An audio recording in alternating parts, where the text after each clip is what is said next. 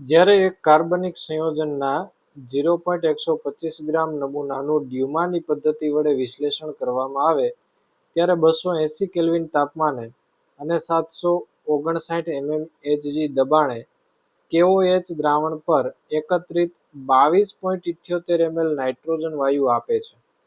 તો આપેલ કાર્બનિક સંયોજનમાં નાઇટ્રોજનની ટકાવારી કેટલી છે? આપણે નાઇટ્રોજનની ટકાવારી શોધવી છે.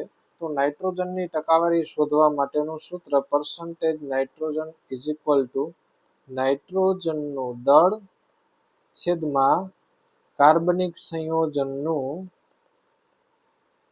કુલ દળ ગુણ્યા 100.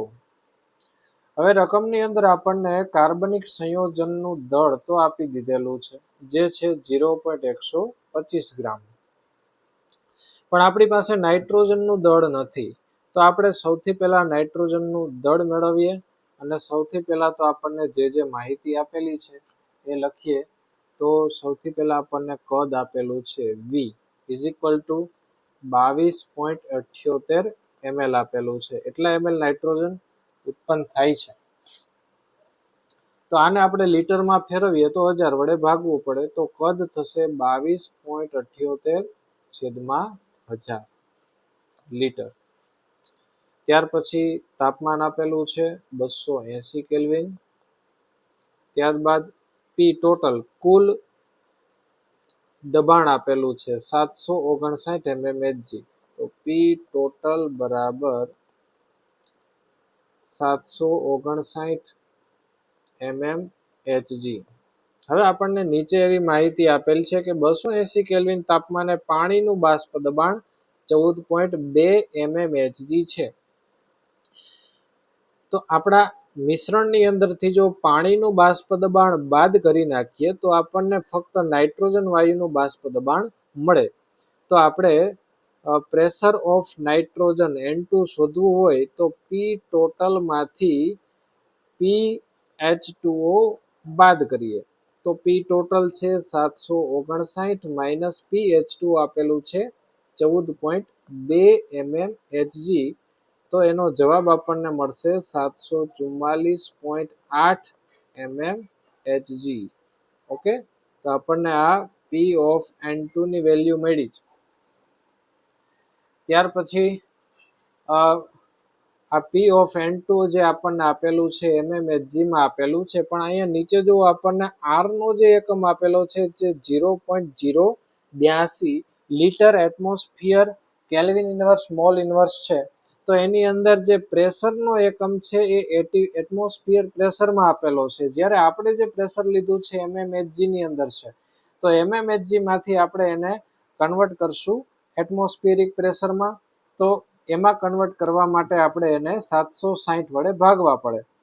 તો PN2 ઇઝ ઇક્વલ ટુ 744.8 છેદમાં આપણે 760 વડે ભાગશું એટલે આપણને જવાબ મળશે 0.98 atm. ઓકે, હવે આપણે જાણીએ છીએ કે આદર્શ વાયુ સમીકરણ PV is equal two nRT પરથી જો આપણે નાઇટ્રોજનના મોલ જાણતા હોઈએ તો નાઇટ્રોજનનું દળ શોધી શકીએ. તો આપણે પહેલા n શોધી લઈએ. તો n બરાબર થશે PV અપોન RT. તો P ઓફ N2 ની વેલ્યુ આપણને મળી છે 0.98. V કદ આપણને લીટરમાં લઈએ તો 22.78 છેદમાં 1000 વડે એને ભાગવાના છે એટલે લીટરમાં મળશે.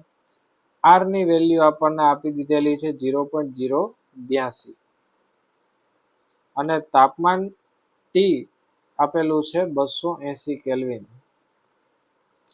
તો આ બધાનો ગુણાકાર ભાગાકાર કરશું તો આપણને જવાબ મળશે 0.000971 મોલ.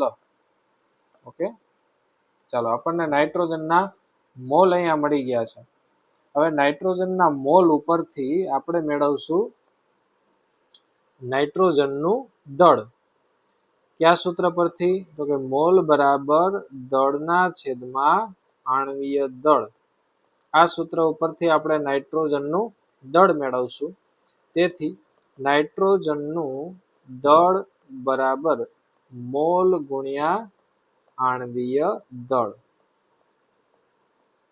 મોલ આપણને મળેલા છે 0.000971 ગુણ્યા નાઇટ્રોજન એટલે કે N2 નું આણ્વિક દળ.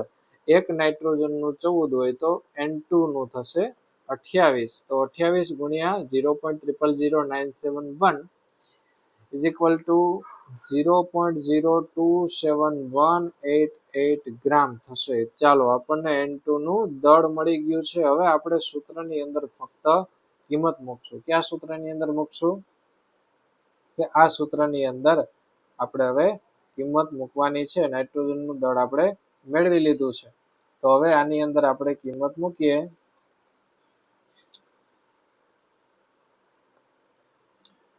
નાઇટ્રોજનનું દળ મળ્યું આપણને 0.02718 ગ્રામ અપોન સંયોજનનું દળ આપણને રકમમાં આપેલું છે 0.125 ગ્રામ ગુણ્યા 100 કરશું એટલે આપણને ટકાવારીમાં જવાબ મળશે 21.75%.